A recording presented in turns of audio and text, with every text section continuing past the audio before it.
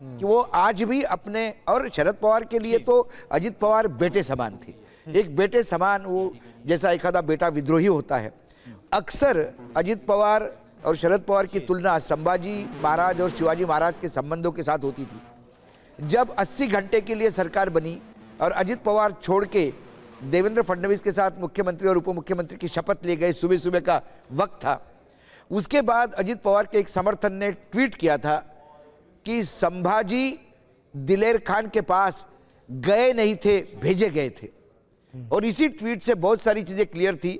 महाराष्ट्र के इतिहास में, मराठा इतिहास में एक समय ऐसा भी आया कि संभाजी राजे छत्रपति शिवाजी महाराज के होते हुए मुगलों के छावनी में जाके मिले थे, वो दिलेर खान की छावनी थी। बाद में ये इतिहासकार ये कहते हैं कि शिवाजी महाराज ने खुद उनको भेजा था ये देखने के लिए कि वहां रणनीति क्या हो सकती है, ये रणनीति का भाग था। उसी का एग्जाम्पल देते हुए ये कहा गया था कि अजित पवार गए नहीं, भेजे गए। मैंने इसीलिए कहा कि अजित पवार जी के साथ बहुत ज्यादती हुई राजनीतिक जीवन में भी, जगह जगह अग्नि परीक्षा देनी पड़ी, किसी और की गलतियां भी उनने अपने सर पे ली। अजित पवार मुख्यमंत्री बन सकते थे, लेकिन मात्र वो शरद पवार के भतीजे हैं, इसलिए उनके हाथ से वो गोल्डन चांस गया। महाराष्ट्र में एक समय ऐसा था कि कांग्रेस से ज्यादा राष्ट्रवादी कांग्रेस की सीटें आई थी, लेकिन फिर कांग्रेस को मुख्यमंत्री पद दिया गया।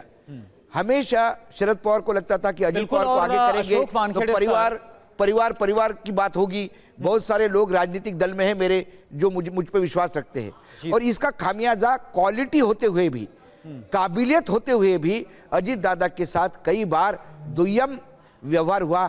ऐसा आज लगता है जब उनके जाने के बाद उनके पूरे राजपट का हम आकलन करते हैं तो। बिल्कुल। और सर, जो आपने चुनौतियों का जिक्र किया, देखिए तस्वीरें हम दिखा रहे हैं, ये जरा तस्वीरें देखिए। और जो अंत्येष्टि यानी जो अंतिम संस्कार है, इसकी जो अंतिम प्रक्रिया है वो शुरू हो गई है, जैसा तस्वीरें सामने आ रही। कुमार कुंदन इस वक्त हमारे साथ विद्या प्रतिष्ठान मैदान से ही जुड़े हुए हैं। कुमार कुंदन, जरा अपनी आंखों देखी बताइए और तस्वीरें दिखाइए जरा। देखिए करुणा, जो अंत्येष्टि की पूरी तैयारी कर ली गई है और पार्थिव शरीर के साथ जो रिचुअल्स होते हैं वो तकरीबन पूरे हो गए हैं। अब जो शव की लकड़ियां हैं वो इकट्ठा की जा रही हैं, और इकट्ठा करने में परिवार के लोग और पार्टी के जो आला कार्यकर्ता हैं वो हैं। और इसके पहले, ठीक पहले, अभी से बड़ा ही भाव विभल क्षण था जब उनकी पत्नी और उनके परिवार की जितनी भी महिला सदस्य हैं वो सब यहाँ पे आए, और मतलब कोई भी अपने आंसुओं के सैलाब को नहीं रोक पा रहा था। तो ये स्थिति बहुत ही शब्दों में बयां करना मुश्किल होता है, खास करके लिए तब जब कोई असमय चला जाए। कोई मानसिक रूप से इस बात के लिए तैयार ही नहीं था कि ऐसा कुछ हो भी सकता है, और इस स्थिति को देखने की स्थिति में ही कोई नहीं था। तो ऐसे में बड़ा ही भाव विभल पल है, चाहे परिवार के लिए हो या फिर उनके लिए स्थानीय निवासियों के लिए हो या उनके कार्यकर्ता के लिए हो या महाराष्ट्र की जनता या देश की जनता की बात मैं कर लूँ तो यहाँ पूरा का पूरा जो जन समूह है वो अत्यंत भाव विभल है और सब शांत है, चुप है। अगर कुछ नारेबाजी भी हो रही है तो अजीत दादा अमर रहे के नाम की नारेबाजी हो रही है। तो ये जो सारी तस्वीर आपको नज़र आ रही होगी, इन तस्वीरों में आपको सब लोग नज़र आ रहे होंगे। इन सब के बीच राजनीतिक तस्वीर भी है जिसमें अमित शाह बैठे हुए हैं, शरद पवार हैं वहाँ पे, एकनाथ शिंदे हैं वहाँ पे, देवेंद्र फडणवीस है वहाँ पे, और सारे नेता एक जगह पे बैठे हुए हैं। तो ये एक नेता की शख्सियत भी बता रहा है कि जब वो दुनिया छोड़ के गया है तो उसकी अंतिम विदाई में कितने बड़े लोग और आम लोग, खास लोग, सब लोग यहाँ पे आए हुए हैं। महाराष्ट्र की राजनीति के जितने भी आमदार खासदार लोग हैं वो सब आपको यहाँ पे दिख रहे हैं। और इन सब के बीच जो मैं कह रहा था कि सलामी मंच एक तरह से तैयार है, जहाँ से कि उनको राजकीय सम्मान के तहत बाकायदा विदा किया जा रहा है। तो उसकी पूरी तैयारी की जो अंतिम प्रक्रिया है वो चल रही है। करुणा, कई मामलों में मतलब उनके बारे में कहा जाता है कि वो एकदम अलग शख्सियत थे, और ख़ास करके काम के मामले में, टेक्नोलॉजी के मामले में वो उनका कोई सान नहीं था। कोशिश होती थी कि सबसे पहले और सबसे ज़्यादा यहाँ पे अच्छी टेक्नोलॉजी आए। यहाँ की सड़कें अगर आप देखेंगी बारामती की तो एकदम चमकदार सड़कें और चमचमाती हुई सड़कें हैं। एक छोटे से ताल्लुकात में एयरपोर्ट का निर्माण, रनवे का निर्माण, तमाम तरह की चीज़ें। और मुझे याद है पिछले विधानसभा चुनाव में में जब मैं इनको फॉलो करते करते हेलीपैड तक पहुंचा था, तो हेलीकॉप्टर में जाने से पहले भी दूर से किसी कार्यकर्ता को देखा और वो कार्यकर्ता बार बार हाथ वेव कर रहा था। उसको बुलाया, पूछा क्या बात है, तो उन्होंने बताया अपनी परेशानी और उसी समय उसको रिजॉल्व करने की कोशिश की। तो ये जो कार्यकर्ता, जो फर्स्ट वाला जो कॉन्सेप्ट है, जो प्रथम कार्यकर्ता वाली जो बात है, उसको ध्यान में रखते हुए वो यहाँ के लिए राजा बने। ऐसे राजा नहीं बने, सिर्फ कहने के लिए राजा नहीं थे, बल्कि एक्चुअल में जो कार्यकर्ताओं के लिए राजा थे। और राजा स्वरूप आदमी जब जाता है तो उसकी प्रजा कुछ इस तरीके से नज़र आती है, जो यहाँ तस्वीरों में आपको करुणा दिख रही होगी। मैं बार बार जिस बात का जिक्र कर रहा हूँ, जिसको जहाँ तक आपकी नज़र जाएगी वहाँ तक सिर्फ और सिर्फ आपको लोग नज़र आएंगे।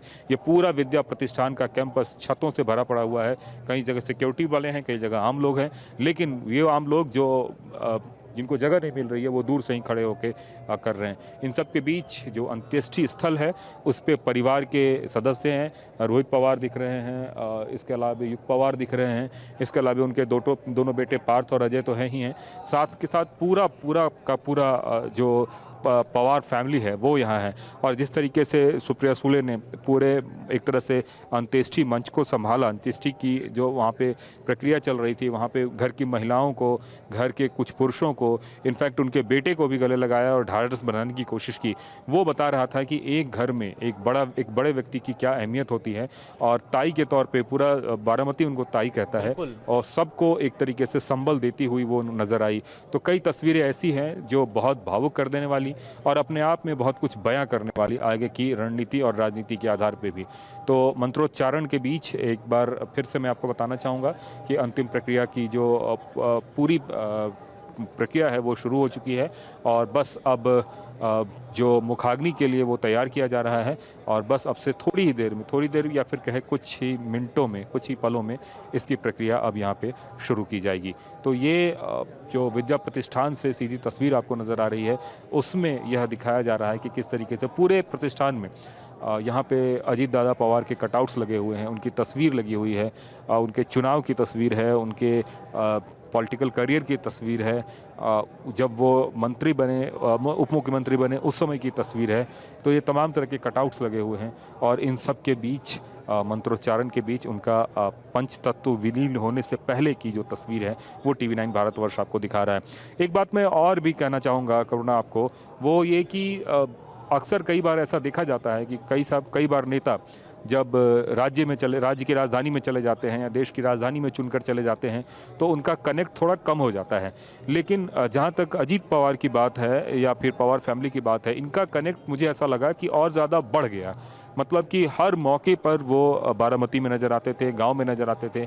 बारामती से अगर निकल भी रहे हैं तो एयरपोर्ट जाने से पहले गांव में 2 मिनट के लिए जाके माताश्री से मिलना और तमाम तरह के लोगों से मिलना, 2 मिनट के लिए भी सही, लेकिन एक तरह से कह सकते हैं कि अभिवादन स्वीकार करना, ये एक बात होती है। कई बार क्या होता है कि आपकी उपस्थिति ही कई कामों को पूरा कर देती है।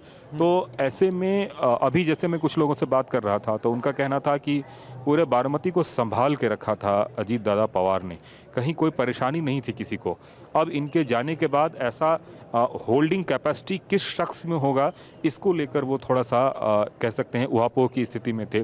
कुछ बिजनेसमैन थे, उनका कहना था कि हमारा बिजनेस जितने अच्छे तरीके से चल रहा था, हमें कहीं कोई परेशानी नहीं हो रही थी, और अगर कोई छोटी मोटी परेशानी होती भी थी तो वो बारामती में रहते हुए ही ख़त्म हो जाती थी, उसके लिए हमें मुंबई नहीं जाना पड़ता था। तो ये सभी जो बातें हैं जो डे टू डे में कई सारी परेशानियां लोगों को सामने में आती है, और राजनेता से वो उम्मीद करते हैं कि नेता हमारी उन परेशानियों को तत्काल प्रभाव से दूर करे, जनप्रतिनिधि खास करके। तो जो भी आमदार है, खासदार है, जो भी लोग हैं, वो कितना इन सभी चीज़ों को आने वाले दिनों में पूरा कर पाएगा, ये देखना मतलब कहना बहुत मुश्किल है। बिल्कुल कुमार, और यही वो कनेक्शन था, यही वो जुड़ाव था जो बारामती के लोगों के साथ था। वो जुड़ाव आज हम देख पा रहे हैं। लाखों की संख्या में जो बारामती, यहां तक कि ना सिर्फ बारामती, हमने देखा जब आप बात कर रहे थे महाराष्ट्र के दूर दराज के जो इलाके हैं, वहां से अजीत दादा पवार को एक बार देख लेने के लिए, एक झलक पाने के लिए लोग वहां पर पहुंचे और